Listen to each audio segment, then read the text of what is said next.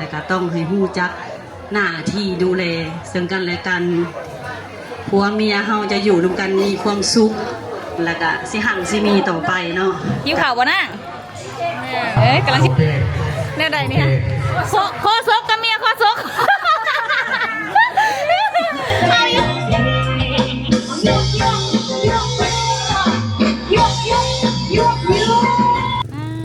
สบายดี FC พ่อแม่พี่น้องสุขคนเด้อยินดีต้อนรับเข้าสู่ช่องเมตตี้สะพายบ้านสวนจ้าวันนี้เป็นมื้อแท้แล้วเนาะทุกคนเนาะงานแต่งของพี่สาวค่ะจักสิเอิ้นพี่สาวเอิ้นป้าแล้วเนาะเอิ้นป้าเนาะทุกคนเนาะเป็นเอ้ยเอ้ยของอลันเนาะทุกคนเนาะเอ้ยกับเอ้ยของลูกป้าเนาะแบบพี่น้องกันโดยสิซะป้าวันนี้มีแต่คนสวยๆเนาะเมตตี้นะยังบ่ทันได้แต่งซ้ำเมตตี้สิลงไปเก็บเงินก่อนเนาะเก็บเงินแล้วก็จักสิให้สร้างแต่งหน้าแต่งให้เนาะจากสิทันพอแต่งเองบ่เป็นมาเพิ่งดูนี่หน้าแต่ละคนแดงขึ้นนกแก้วอ่ะสบายดีโอ้ยหน้าคือแต่งตัวสวยแต่เช้าได้หรอกฮะสบายดีแต่งหน้าให้คนบ่เคยแต่งหน้าเขาลืมมาถ่ายเนาะพอเขาอาบน้ำผมตื่นแน่น้อยนึงเพราะว่าคนบ่เคยแต่งคือแล้วน่ะสวัสดีค่ะคุณแม่นี่ป้ายังบริเปล่งล้างเนาะหากันได้แต่หน้ายังสุดบ่นี่คุณสุดใส่ได้ก็คือว่าอึดอัดสุดใส่ได้อึดอัดเปิดเศร้าได้เลยนี่นกมาให้เปิดเศร้าสะอาดเลยวะมันเป็นยังไงคะลองจากสุดเลยนี่ฮะตั้งแต่ตื่นมานี่จากสุดเลย3แล้วค่ะเอาจากชิ้นนมสุดไหนกันเลยนี่กันโอ้ยเบิ่งก่อนคือกันเนาะงานเนาะสวยถ้าเบิ่งของเฮาก่อนคันบ่นั้นจังสิมานุ่งมาดอกเอายากดอกป้าโหซ้ำสิเลือกเนาะทุกคนเพราะว่าแม่ตีมาอยู่เนี่ยแม่ตีบ่ได้ซื้อพวกเครื่องใหม่เลยเนาะนอกจากมีแต่ตัวที่ตัวเองมักแล้วจังสั่งเนาะแต่ว่าสิ่งตัวเองมักก็มีอยู่ในนี้หมดแล้วนุ่งตัวใดก็ได้เพราะนุ่งนำกันได้เนาะหุ่นแม่ตีกับหุ่นแม่ตากะคันนั้นนะกับบางเทื่อก็ไปยิบเข้าเนาะทุกคนเนาะไปปั๊บเข้าใส่นำกันได้นะพ่อแม่ตาตอนนั้นกาน้ำหนักเพิ่นก็ประมาณ45 47ตอนเพิ่นเป็นข้าวเป็นสาวเนาะเสื้อเพิ่นข้าวเป็นสาวนี่ก็หลายเนาะถ้าแม่นคนก็คือสิได้หลายโตอยู่โอ้สิ้นก็เป็นสั้นอยู่แต่ว่าแม่ตีน่ะต้องได้ไปเก็บเงินก่อนเนาะทุกคนเนาะทีแรกว่าสิไปแต่เช้าๆแม่ตีน่ะสิมอมให้อลันถ่ายเนาะทุกคนเนาะคลิปนี้แม่ตีน่ะเปิดคลิปไปก่อนเนาะเปิดคลิปไว้เลยให้อลันถ่ายซะพออลันสิได้ไปก่อนอลันบ่ได้มีเวียกอันในตลาดเด้พอแม่ตีสิได้ไปเก็บเงินอะไรอย่างสิแต่งหน้าเนาะทุกคนเนาะมันก็เลยสิไปช้ากว่าหมู่นี่ เฮ็ดเวียกด้วยซ้ำบ่มีคนเฮ็ดแทนผู้สิเฮ็ดแทนพากันไปเบิดเลย พากันไปงานเบิดเลยมันเน็บกระดุมให้แม่ใหม่เน็บกระดุมในบ้านนี้อะโกตัวที่เท่าใด ทีแรกน้องมีสีแดงเด้นุ่งก่อนบ่ได้เพิ่นเอาได้เพิ่นยันแบบใส่ไปหัดๆแล้วบ่ยันบ่ได้กินข้าวหั่นนะมาเอาตัวใดพี่น้องใครเป็นเจ้าสาวกันแน่ให้ตาแปลงร่างแล้วเน็บพี่บ่แม่ด้วยบอลนี้บ่ประมาณนี้เนาะลุ่มเลยเนาะงานปักเลยประมาณนี้แต่งตัวให้แม่ย่าค่ะแม่ย่าจะไปเข้าพระขวัญ เจ้าภาพดีเนาะตาเป็นเจ้าภาพนะจ๊ะพอเขาพายเจ้าสาวค่ะได้ป่ะแม่แบบไหนอีกวะนี่ฮะแบบนี้บ่เจ้าคิดอะไรได้ป่ะเขาบ่เคยมีเพลได้ป่ะอะไรนี่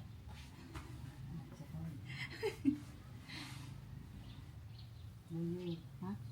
ต้องยับขึ้นอีกบ่ด้วยซ้ำนะเครื่องประดงประดับเพิ่นเนาะเยอะแยะช่างที่ใส่กว่าจะออกบ้านได้พอแล้วย่างเข้า3 รูปเลยเลิศค่ะงานนี้เด่นอยู่คนเดียว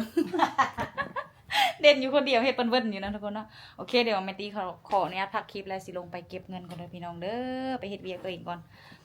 เดี๋ยวให้อลันถ่ายให้เบิ่งบรรยากาศในงานเนาะทุกคนตอนแห่เคยถ้าอลันสิถ่ายทันได้เฮาสิพาให้อลันไปเนาะทุกคนเนาะอยากให้เพิ่นทันทุกอีหยังก็ทุกเหตุการณ์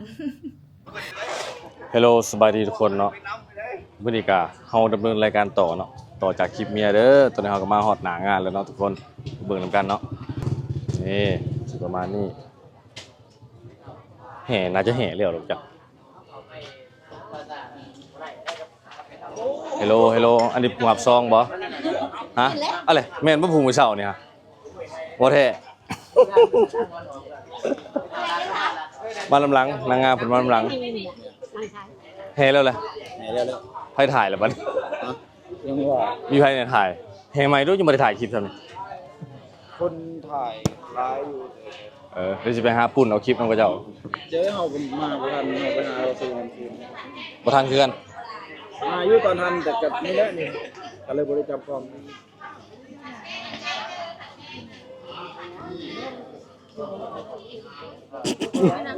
โหลเงียบอย่างเดียวภาพบรรยากาศประมาณนี้เนาะทุกคนเนาะ เขาทำใน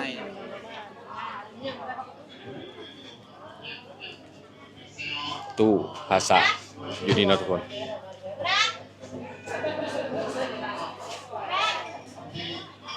สรุปบ่ทันแห่เคยเนาะเดี๋ยวจังหาปุ่นเอาคลิปนำกับเจ้านี่ทางผู้ใหญ่ผู้โตไปคู่กับไผสิถ่ายคลิปบัดนี้ ตอนนี้กำลังสูตรยังใจกลางเนาะทุกคนเนาะ โมตัสสะภะคะวะโตอะระหะโตสัมมาสัมพุทธัสสะสาธุสัมมันตาจักรวาเลสุอัตตะละคะสันตุเทวตาสัทธมัง เดี๋ยวเราจะไปถ่ายอีกมุมเลยเบิ่งเด้อ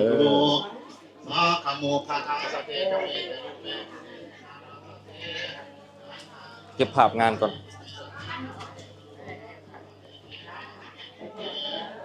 หนังยังนี่เสิร์ฟได้ไหมเอ้าเฮ็ดได้ซะแปลงร่างมาบ่แฮง เบิ่งแอบถ่ายก็ได้จักบาท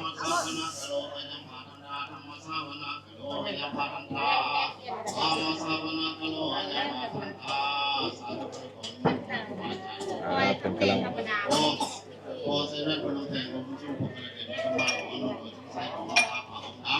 พระองค์น้อยมีอายุใกล้อยู่ใกล้อยู่เนื้ออยู่ใกล้เฉดติดสุขนี้ทั้งมีเทพบุตรธรรมดาอีกพญาองค์ทั้งลูกมา ตัวเบิ่งไปอีกแน่จันเหยียบของคุณ ไปเลยไปเลย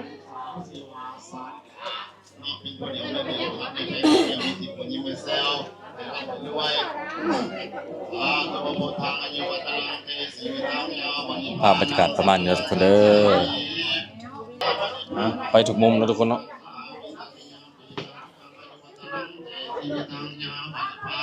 สบายดีโอ้เห็นกันเลยแบบนี้ โอ้ปาบดังโอปารมังโอปาสังฆังโอตะกันนัง เอาไปเดียววะ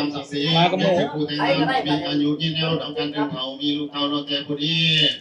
เป็นเศรษฐีมีบ่ให้วิเศษคนทุกให้ก็เป็นคนร่ำรวยวิเศษค่อยก็เกิดมาเป็นค่อยเขาแก้วอิสระขาเปิดไม้มังมีนคำวิเศษผู้นำจะเป็นลักษณะของประเทศอิสระอะไรจะเป็นหลวงวิเศษพวงมาเยี่ยมเป็นดีบ่น้อยวิเศษค่อยขากันตามมาเป็นนายวิเศษกลาสการผู้น้อยเกิดมาเป็นเนวิโต ภาพบรรยากาศประมาณนี้เนาะทุกคนเนาะบ้านเฮา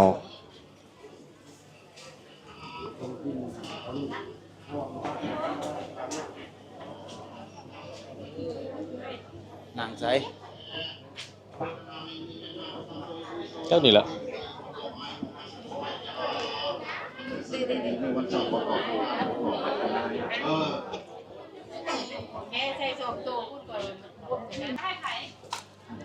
ตอนนี้เราก็มานั่งพักผ่อนกันแล้วทุกคนเนาะถ้าแม่อามีมาเพิ่นดำเนินรายการต่อเฮาได้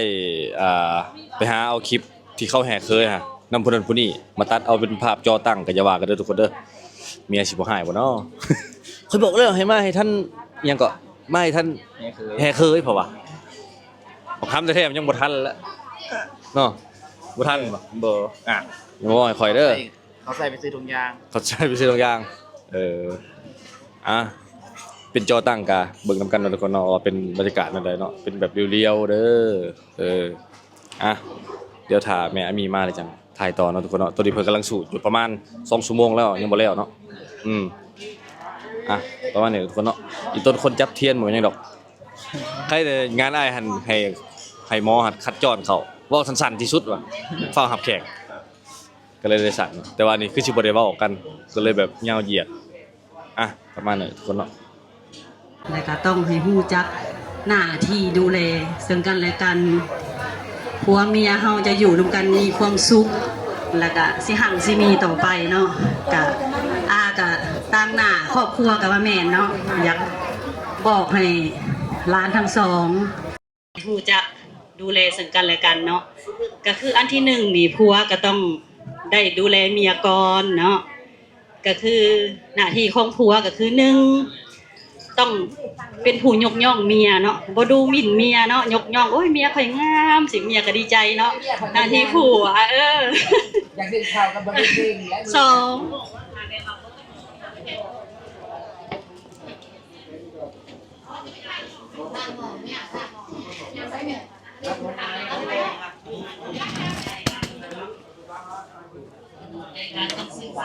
ดึงไงขออนุญาตเด้อ อันที่สี่ก็ต้องมอบความเป็นใหญ่ให้เมียหน้าที่ให้เมียไปอยู่ร่วมเป็นซ่านเมียเป็นใหญ่เด้อลูกเจ้ามาเป็นแม่คือใส่กระยาแต่ว่าเงินมาซ่านเลยต้องมอบให้เมียเนาะเมียเป็นผู้ดูแลเป็นเพื่อนกันซ่านทำเป็นเมียเราเนาะอันนี้บอกความเป็นใหญ่ของเขาเราเนาะข้อที่สี่ข้อที่ห้าเวลามีงานสำคัญยังมาเนาะเพราะว่าทำสื่อเพิ่นก็รักเมียลูกเมียเขาจะได้ดีใจลูกเรื่องว่าเมียดีใจได้เนาะพอเราซื้อเป็นประดับให้เนาะอันนี้หน้าที่ผัวเด้อเมียหาเฮ็ดให้ได้วันนี้เมียวันนี้ผัวปฏิบัติต่อเจ้านั่นแหละเจ้าปฏิบัติต่อผัวคือในลูกหนึ่งธรรมดาจะผูกคอแจ้งเปลี่ยนงานให้ดีเนาะอยากมีเป็นเมียต้องแจ้งเปลี่ยนงานให้ดีเห็นมันการสร้างจักรยานผัวมาหากินน้ำกินไงต้องเข้าใจผัวเอาไว้จะแต่งงานให้ดีข้อที่สองอะไรก็คือคนข้างเคียงก็คือญาติพี่น้องของผัวเด้เนาะก็คือพี่น้องของเจ้าบ่แม่นว่าสิดูแลแต่พี่น้องของเฮาเลยลูกพี่น้องของผัวนี่ก็คือย่าผู้เฒ่าแม่เฒ่าปู่ย่าตายายเจ้าก็ต้องดูแลเพิ่นช่วยเพิ่นตามกำลังที่เฮาช่วยได้ก็คือพี่คือน้องเฮาเองเด้อข้อที่3ก็คือเจ้าต้องบ่ก็คือนอกใจลูกต้องซื่อสัตย์ต่อกันเด้อและข้อที่4นี่ก็คือรักษาทรัพย์ที่สามีหามาได้ก็คือผัวเราไปหาเงินมาเนาะเจ้าก็ต้องเป็นผู้เก็บกรรมเป็นว่าที่มันจะไปหลินไปเที่ยวไปกินก็ได้ลูกผัวหามาแล้วต้องมีความรับผิดชอบต้องเก็บกรรมเมียข้อที่4ต้องรักษาเจ้าเป็นสิ่งที่ข้อที่5ก็คือแข็งขันเขาห้องว่าลูกหมันขยันในเรื่องงานทั้งหลายทั้งตัวไม้ทั้งหลายที่ยังขยันเป็นเหตุเป็นงานเงินสร้างผู้ยาก็หรือว่าเงินสร้างของเจ้าต้องเป็นต้องห้องลูกหมันขยันหาลูกเด้อท่านพวกเจ้าเฮ็ดได้ทั้ง2คนหน้าที่เจ้าจะเฮ็ดได้หน้าที่ก็จะเฮ็ดได้แต่2คนก็หักกันแข่งกันพิดเทียงกันทำอะไรเฮ็ดได้เลยเด้อไม่หันไม่มีคือไม่เกินเป็นคนเดียวไม่เกินสั่งลูกพูดขึ้นเลยเด้อเฮ็ดได้ก็คือดีเลยเด้อเรามียังดอกเห็นดีเนาะที่ไหนใจไม่เล่นนะพระถาวรได้เลยนะก็เดินไปก็พรให้ลูกตีบอกพรให้ลูกไม่สองน่ะ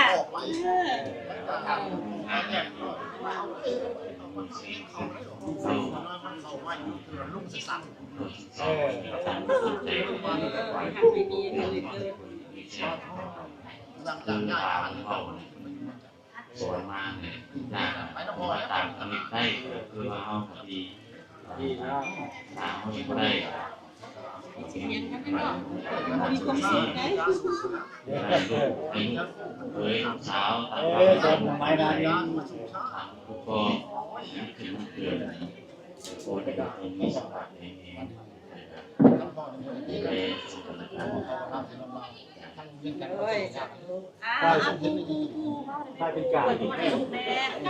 นนี้ปู่เด้อปู่สวยพรให้ลูก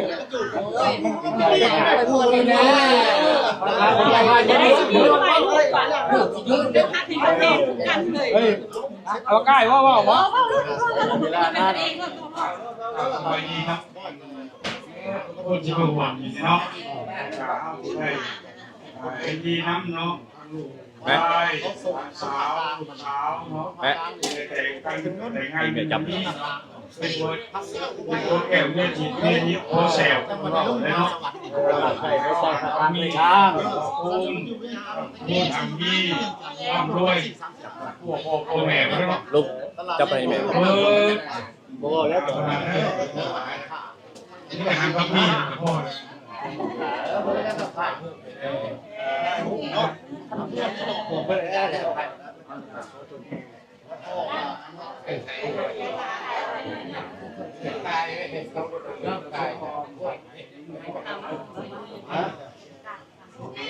ันต่อไปนี่สิให้อันลูกหลานเพิ่นได้อันสวมแหวนให้กันเนาะอยู่ไสสั่งภาพมาอยู่ไสเนาะสวมแหวนให้กันเด้อบัดนี้เด้อเป็นสักขีพยานเนาะสวมแหวนให้กันลูกเอามาทางหน้าค่อยๆดูเด้อ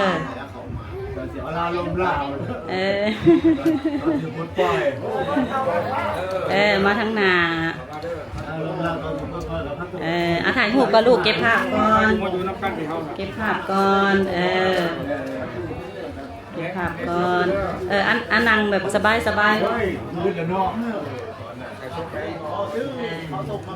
็บภาพก่อนลูกได้แล้วลูกเก็บภาพตัวนี้จะบอกเจ้าสาวที่สวมแหวนกันแล้วทุกคน กันนึงนะ1 2 3 ผัวสวมแหวนให้เมียก่อนผัวสวมแหวนให้เมียก่อนอย่าพาก่อนสิผัวสิสวมแหวนให้ถ้าเป็นผัวก่อนลูกลูกผัวก่อนกับผัวก่อนลูกกับลงงามลูกกับลงงามเวลาเขาจะกินข้าวเนี่ยทานอะไรนะเอาไว้คู่เหรอเอาไว้คู่เหรอสวยโอกาสว่าดีนะกับลงงามกับลงงามว่าอาจารย์จังหัวเมียเนี่ยแม่เมียเนี่ยลูกแม่เป็นก็ขอบใจได้ไอ้สมเป็นเลยคือแม่ใส่มันใส่บัดนี้ใส่ยิ่งเลยลูกน้องอีกวันนึงลูกนกว่าจะขอบใจผัวดีลูกขอบใจผัวดีขอบใจผัวลูกเมียระบอกงามเลยผัวกันจับผัวเมียในแพงเมียเนี่ยมันเนี่ยเมียระบอกไม่หนุกเลยกินบอสต้องไปบวชลูกลูกให้เมียลูกไปบวชวันนี้ก็เป็นเมียสูงเป็นผัวเลยลูกนี่จะได้ไอ้ผัวหนุ่มเบี้ยวว่าไอ้ก็ต้องขอบใจเราขอบใจเราแบบหอมแก้มเอาหอมแก้มเอา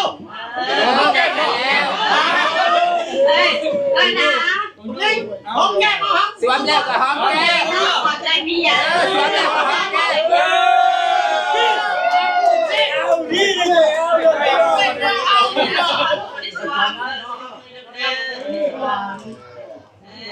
ยังก่อนแม่ เลี้ยงไปเป็นที่เลยแม่สองคนยังก่อน วันแรกเลย2 3เวลาวันที่สองคนเมียลูกกันลูกสองคนเมียลูกกันขอบใจซึ่งกันและกันลูกลูกใส่กันลูกใส่กันต้องหัวลงไปลูกต้องหัวลงไปลูกโอ้ยแดงเลยลูกนี่แค่ผักกันนะแดงนี่ร้านก่อนถึงเพื่อนทันมีลูกแดงเลยลูกแต่วันนี้เลยเคยคนรอนะวันนี้แน่เลยก็ให้ปู่ย่าเขาถามไปถามของวัดแกเลยเอาทางฝ่ายชายมาก่อนเด้อปัดแกเลยเด้อปัดแกเด้อไอ้เขาแค่ร้านคน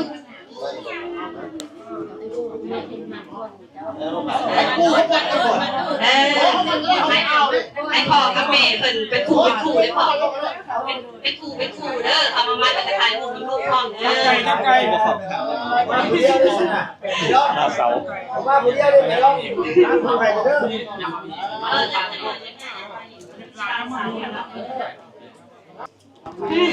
ตอนนี้ก็พากันมัดแขนเนาะเป็นทางเจ้าบ่าวมัดก่อนเด้อทุกคน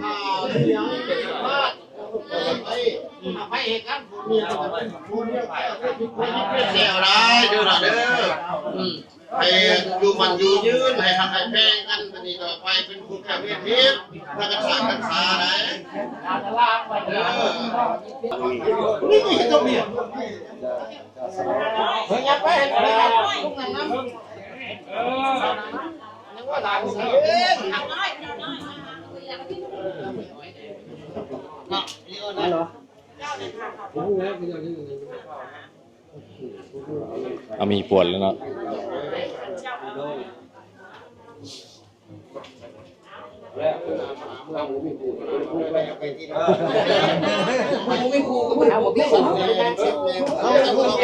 บัดนี้ถ่ายรูปน้ำลูกเนาะบัดนี้เนาะถ่ายรูปลูกก่อนแล้วค่อยมาได้กับได้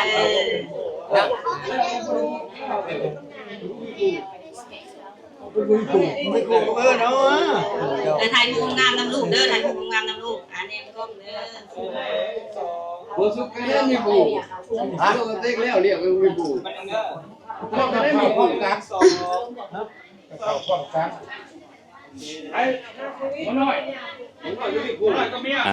ทุกคนเก็บภาพกันเด้อทุกคน เอาเขาเป็นครูเด้อพอเด้อ ทุกคนตอนนี้ก็พากันกินข้าวเนาะเปิดเพลงดังกระถึกเลยเด้อเดี๋ยวเราจะไปหับย่าแม่ก่อนทุกคนเนาะแล้วเพื่อนดำเนินรายการต่อเนาะตอนนี้มาเบิ่งอาหารคร่าวๆก่อนนี่ข้าวผัดยังว่าดีวะอันนี้เป็นแต่แซ่บทุกคน แซ่แดนทุกคนแปลงล้างเลยเด้อพี่น้องเป็นจังไดจ๊ะลูกนี่แม่ตีบ่เคยมัดผมออกงานจักเทื่อโหผ่านอยู่บ่เด้สุดค่อยนี่เนาะ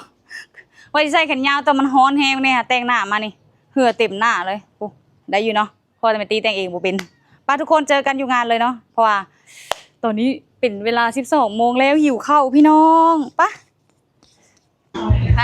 ตัวมาเบิ่งดูนี่ค่ะเจ้าภาพบ่รู้จังไดเจ้าภาพทั้งแขกทั้งเจ้าภาพเลิศเลยเนาะมีแต่คนสวยๆเบิ่งดูนี่ค่ะสาธุยังบ่เห็นเจ้าสาวซ้ำไปตีมายังบ่เห็นเจ้าสาวซ้ำบรรยากาศงานเนาะทุกคนประมาณนี้จ้าแขกเริ่มทยอยมาแล้ว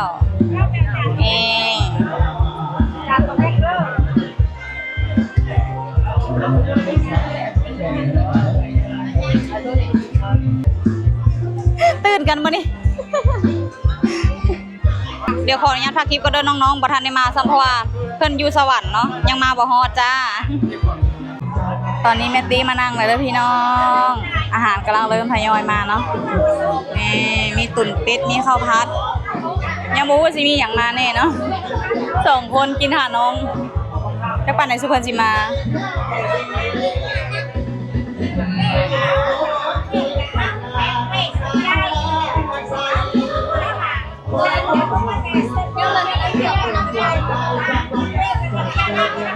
น้ำส้มก็ได้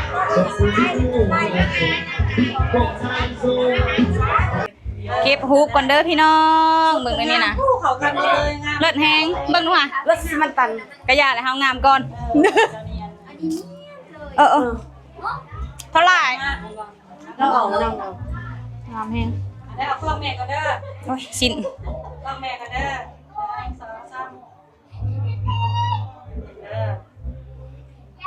3บนตุ้ยดิ 1 2 3ถ่ายมันจ่อยบ่ลูกถ่ายอะไรก็ได้ให้เขาจ่อยดิ1 2 3ขออีกอันนึง1 2 3มีฮัน1 2 3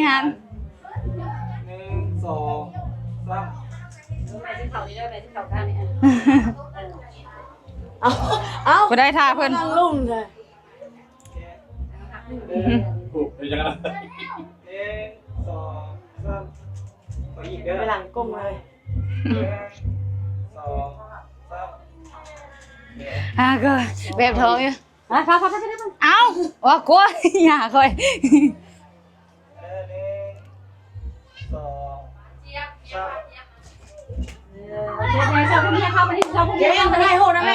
เอาอีกก่อนพอแล้ว เอาอีกก่อนเอาถ่านี่ ท่าใดทางนั่ง ท่าเลยมีหลายท่าใช่ปะ เอาไปปั่นเนาะเอามาเค็มยืมเลยเด้อ มา เนียนอีกเลย เนียนอะไรอ่ะ บอกินแล้วสิโอนเอาเมียนให้เธอดึงออก ให้เขาถ่ายให้ลูกให้ลูกเขาถ่าย โอเคเนาะทุกคนเปลี่ยนกันให้เนาะไปกินข้าวก่อนค่ะ อยากถ่ายรูปไหมล่ะ มาพี่ มาพี่ดูเจ้าคืองามเถอะลูกโอ้รถเธอวะมึงดูนี่สบายดีก่อนสบายดีคือสวยเด้อมันนี่ค่ะจะกินข้าวแล้วลูกกินแล้วโอเคไปนั่งไปกูดึงแล้วสมดข่อยได้นี่นะเจ้าบ่าวเจ้าสาวเริ่มออกมาเย็นเหล้าเย็นเบียร์เลยเด้อ ใกล้ก็ได้ มาด้วยขวัญเอ้ยวะสวยเนาะนะเอาคิวเอาโค้ดห้อยคอเด้อคิวเอาโค้ดห้อยคออย่าซับมันบ่มีจังหน่อยมันมาสิยื้อ ทิปก็คนตาลุง คนตาลุ่มอาเจ้าดู ไอ้โอนแม่โอนไปเล่นน้ำมูไหมโอนแม่แล้วเรียกแม่เลยเด้อ เปล่าอย่างรุดรับต่างบ่รับกันได้มือจ้ะ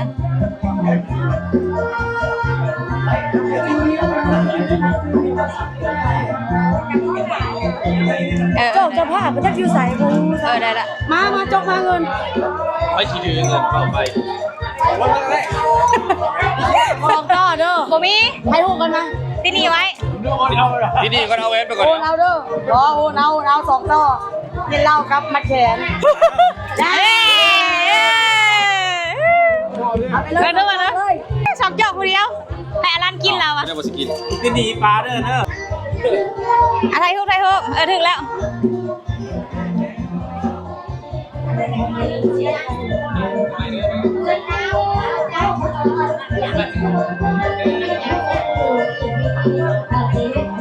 ก๊อกวันนี้ก๊อกให้อลันก๊อกสองคน พ่อเจ้าให้แล้วคนละก๊อก บ่นะว่าอลันเอาซะไม่อย่างนี้ค่ะมีหอมแก้มวะเนี่ยมีหอมแก้มวะดิไง เฮ้ยเมียผม ก๊อกเอาเลย ท่านเมียห้องแก้มดิ เฮ้ย แบบได้ยังไงดิมาดิมาอะไรโอน ไปดิพ่อ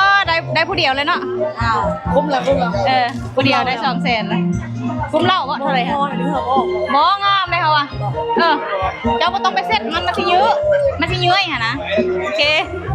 ว่าวุ่นเลยเนาะ อ้าวกินแล้วเอาเงินมา ล้มโจกเอาให้ พอแล้วบริเกี่ยว ก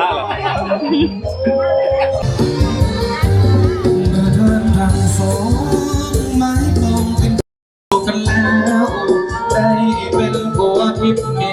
แล้วแม่แล้วสุขสันต์บางดวงชีวิตจิตใจไว้อกเดียวกันต่างก็ศรัทธายึดมั่นไปฝันรักฝันไม่ว่าขอไม่อยากมีความคิดก็เติมศรัทธาช่วยเป็นพลาทุกอย่างให้สมดังปรารถนาให้คู่สมรสสมหาสมดังกุลาพ่อแม่เพื่อนผู้พ่อหน้าต่างก็มาให้อวยพรใส่ส่งของหาให้ยืนยาวมันอย่าได้ผ่านชวนวันแก่เขา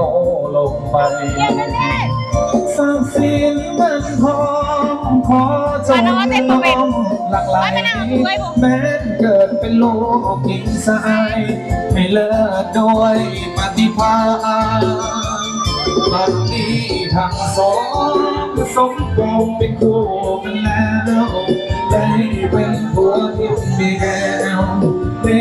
แล้วก็ควรสุขสันต์ สาวหน่อยมาฮะเลยเด้อพี่น้องสบายดีสาวหน่อยสแนลเด้อ เอาเบี้ยหนึ่งออก มันมีพลามาด้วยทุกคนแต่งตัวแบบซิวๆมาดิมันหอมซิวมาผิดงาน มันจะเป็นคุณโควิด โอเคมาแล้วอลิตายังเข้าไปเก็บฮูปอยู่เนาะโอ้ตายมึงหลังดิว่าต้องเก่งหลังเมื่อผม โคซกค่ะนี่โคซกจำเป็นแล้วนี่ เอาเสียงไมค์คือที่ใส่หนึ่งครับ เด็กเข้าไปดีหมอเบียร์เนาะ ใส่แว่นไม่ยังพูดไม่เป็นนะเขาเป็นลูกเขาใส่แว่นจำชื่อเลยเพราะไม่อีกหนึ่งเดือนมาให้ในบ้านเกสร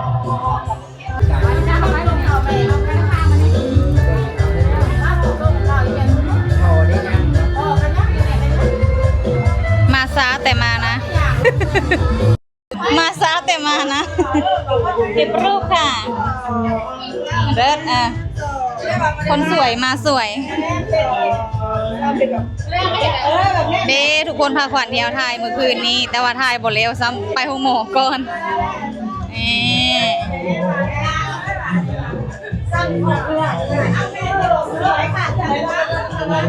เลิศแล้วนะได้ผัวแล้วจ้า